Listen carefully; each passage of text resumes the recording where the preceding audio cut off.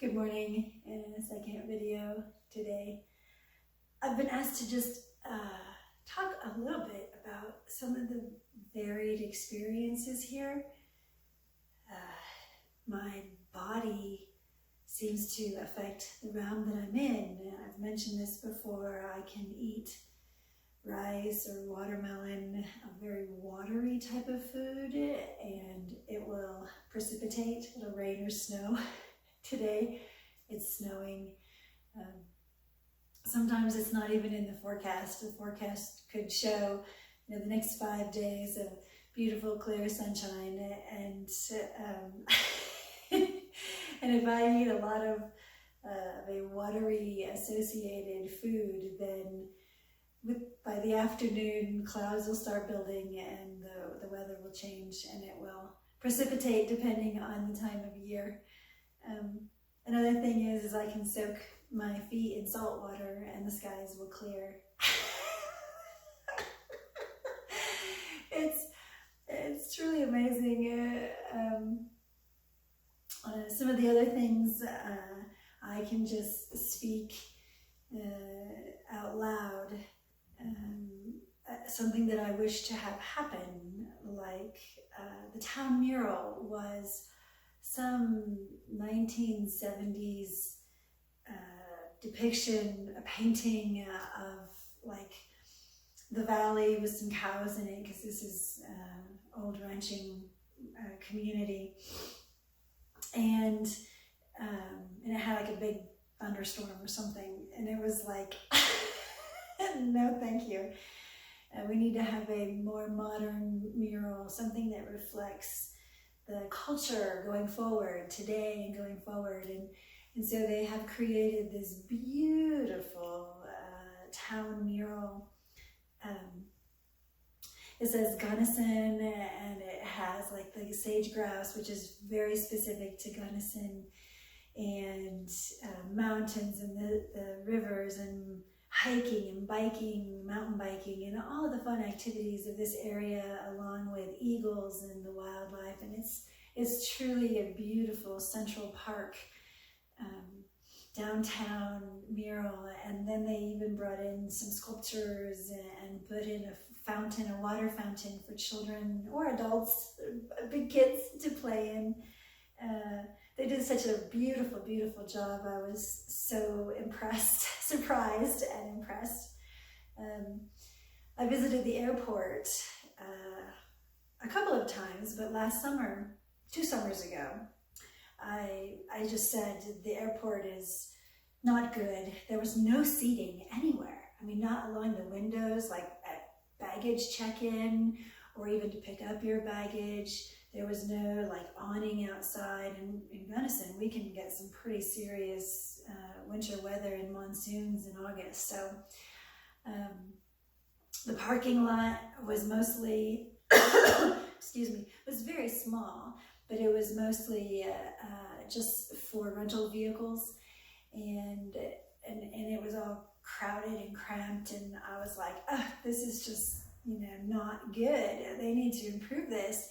And so last year, the following year, they came up with the money. I don't even know how they come up with the money to do these projects, but they came up with the money, and they have enhanced the airport so beautifully. There's covered parking and awnings to go into the building, and the parking lot they expanded into like another city block. It's truly, truly beautiful. So one of the great things that I'm able to do is speak into existence things that I feel need to be upgraded or improved or changed, and within a very short period of time, I will see it change. They do need a new fire department here, and I do wish for them to have one, but I didn't like the way they were addressing it in the voting for funding. They wanted to initiate a tax levy, but they didn't say when that tax levy would be removed. They just wanted to add a tax levy and they needed to have a beginning and end date for the funds. When they acquired enough funds, then that could end. Or they should use some federal funding for safety. I mean, the fire department is a safety feature of every community, and so they should be able to get the money from the federal government, I felt, rather than taxing the local people for the building of a new one. And they've showed a preliminary design. I think it's beautiful, and I am in support of that, but they need to come up with a different way to fund it. So that didn't pass on the vote. And let's see, what are some of the other experiences here? Goodness, like I don't know from day to day. It's kind of strange. When I go out on a string, if I eat cheese, then I go out on a string, a cosmic string, and when that happens, then the events that are happening currently in the world are here, but then I go and it's like going into a window view or a partial future view or even a past view, and I live those experiences, and then when I come back to that string again, then the same events unfold. So let's say that on the news, President Biden and Dr. Jill Biden, his wife, have gone to church to celebrate Christmas. And I go on a string. I say I put some cheese on a salad and I go out on a string. Well, then the news events will continue. Maybe it's, a few days before Christmas, and so the news will say regular events that are happening, and and then I have something good happen to me, like manifest, and then I come back, which is all moved by God. I'm not making these movements. I don't know how to manipulate the cosmic highways yet, but then I will come back, and let's say it's 5 days later, and even though the news has continued forward with daily activities, I have continued living a daily life with usually something really nice or special happening. When I come back to the beginning of that string again, then I will get, like, say, a news report that says Dr. Jill Biden and President Biden are going to the church this evening for a celebration, a Christmas celebration. And I'm like, I thought they just did that like a week ago. Why am I getting the same headline news again? And now, Christmas is over. So why are they going to a service when 5 days later Christmas is over? So when I say it gets confusing, that's one of the dynamics. Now a string, like your quantum physics scientists have explored, it can loop. It can be like a loop and come back. It can be just a straight out and straight back. It can kind of go around in a circle and come back. A string is really just like taking a side route, and then coming back to that original point again. So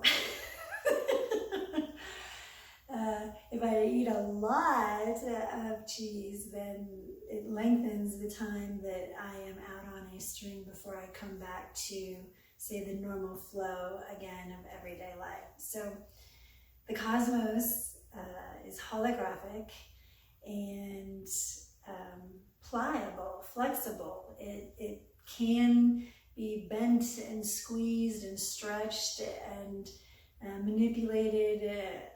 If I am being moved through a space and time to say a further distance, without having to do more instantaneous movement by the Merkaba, then they will actually kind of compress space and time, and I will warp. I will feel this kind of imbalance, and shift, and I will be warped through space and time.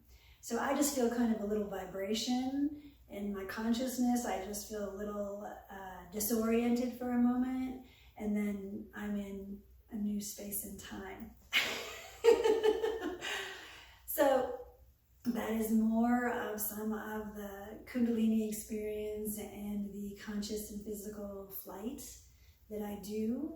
And my immediate environment does not change, but the world around me changes. So if I'm in my apartment, then my apartment doesn't change, but the sky is really the viewing screen of everything, and I will be shown different pictures and movements. And then what happens in my everyday life, say, if the real light, not the shadow light, if the real light comes, then the entire town will be quiet and harmonious and super friendly, and there'll be no negative at all. And it's like the entire town. Wow.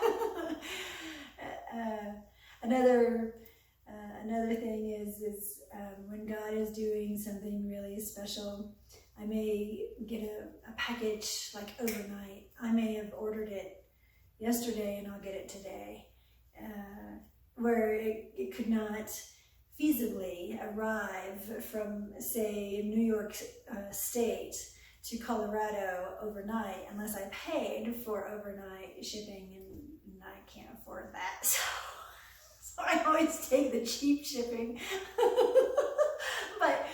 But God will move me either on a string or activate the Merkaba, and I will be moved in time and space, and so I'll get the package the next day. So those are some more of the experiences of Kundalini, conscious flight, conscious and physical flight, the dynamics, absolute dynamics of string theory. It's not a theory, it's a realization, but you have to awaken Kundalini to do it.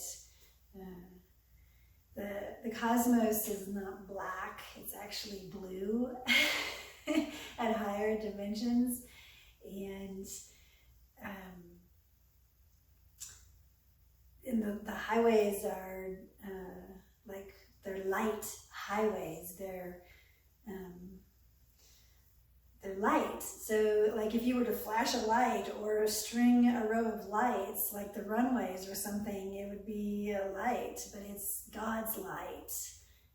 It's a light highways and byways and interstates and tunnels and all kinds of passages throughout the cosmos. I've taken pictures of many of them. I've documented it in my journals for years. Sometimes it's a lot of fun, sometimes it's really confusing. But God is holding me in his hands, and we're just about there. So anyway, that's a little bit more information about this experience and